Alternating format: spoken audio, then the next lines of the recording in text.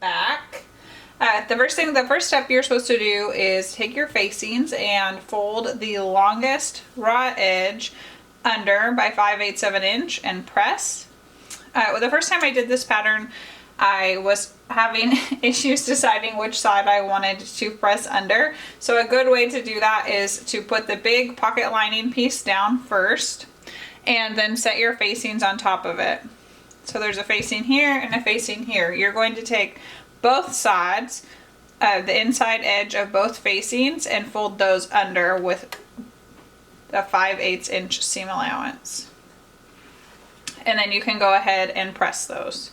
The side of the twill that I like to use as the right side is a little bit more matte and it has a little bit more texture. So if you're using the other side, yours will look opposite of mine, but it will all end up the same way. Oh wait, now we have the long straight edges folded under with the 5/8 of an inch seam allowance. We're going to set them back on top of our main pocket lining piece, and this piece might be in contrasting fabric depending what kind of style you're going for.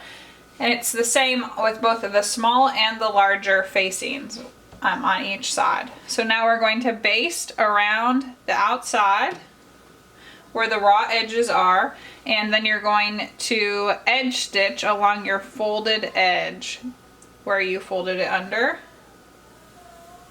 on both sides. So you can go ahead and clip those together or pin, whatever you prefer.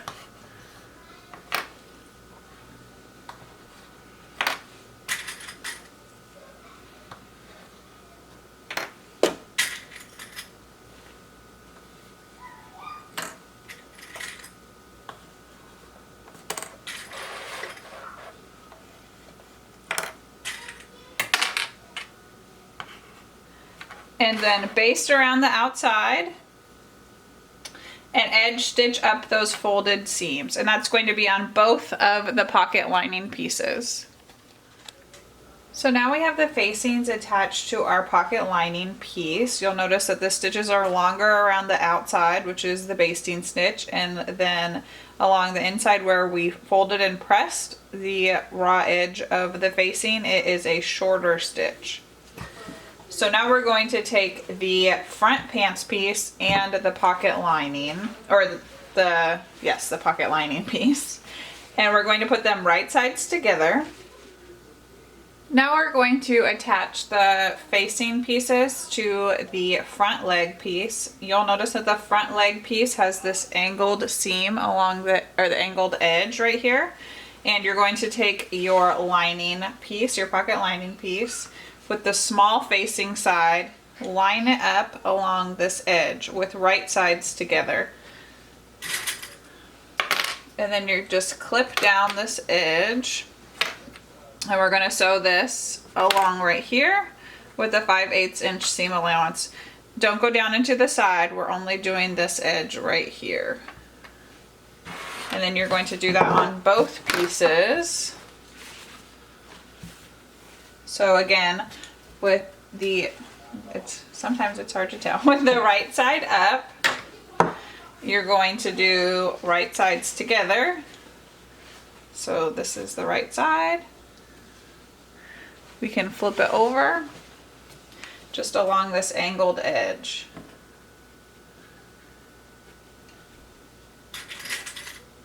And clip this down. So we're sewing along this edge, and then you could finish the raw edge however you'd like. You could zigzag stitch it if you wanted, or you could serge it. It's completely up to you. Now we're going to understitch the seam allowance to the pocket facing. So you have the pocket lining on this side, you have your front pants piece on this side, and then to prevent the facing from rolling to the outside, we fold the seam allowance under so it is on the facing side. And then you're just going to stitch along this edge right here. It's helpful if you press it first and then you can stitch it.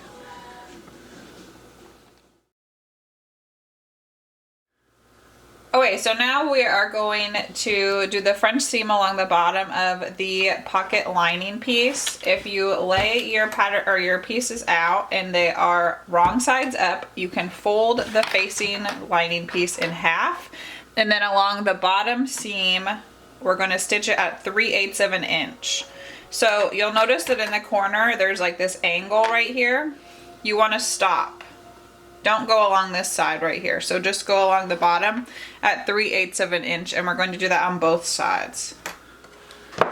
Okay, now we have this stitched at 3/8 of an inch. This is the bottom of the pocket lining piece. We are going to trim this down to 1/8 of an inch. So a French seam is essentially sewing the pieces wrong sides together, flipping it out, and then sewing them right sides together so that there's no raw edges. That's what we're doing with the bottom of the pocket. Then they also won't fray or anything if you're using the stretch twill. And you might get a couple extra little strings. And if you're doing the French seam, you won't be able to feel them or see them. Okay, so now we have this trimmed down to 1/8 of an inch. You're going to turn the pocket right side out. Wrong side out with right sides together. And you can press it here if you want. That will make it lay a little bit flatter. And then we're just going to be clipping along the bottom edge right where we sewed before and trimmed it. And we're sewing it again using a 1/4 inch seam allowance. Alright, now the French seam is complete, and you'll notice there's no raw edge along the bottom of the pocket. If you have a raw edge, something went awry, so you should check that again. And so now we're going to take the pocket lining piece and fold it under the front pants piece.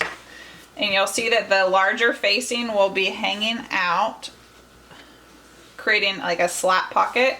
And you can line up the edge of the pocket with your notch that you left from the pattern piece. And we're going to clip along the top part, these raw edges.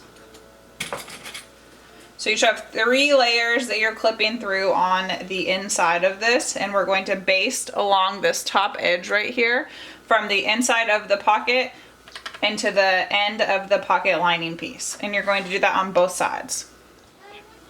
Now the top of the pocket piece is basted together. So we're going to do this side of the pocket now. There's probably, in my piece, it's about 1 inch that has the raw edge of the pocket with the raw edge of the side front piece. And you should clip this together, and you're going to baste this as well. So the part that you're basting on the side is really small. It probably only goes from about here to here. And so you wanted to make sure that you didn't include that when you were sewing around using your French seam.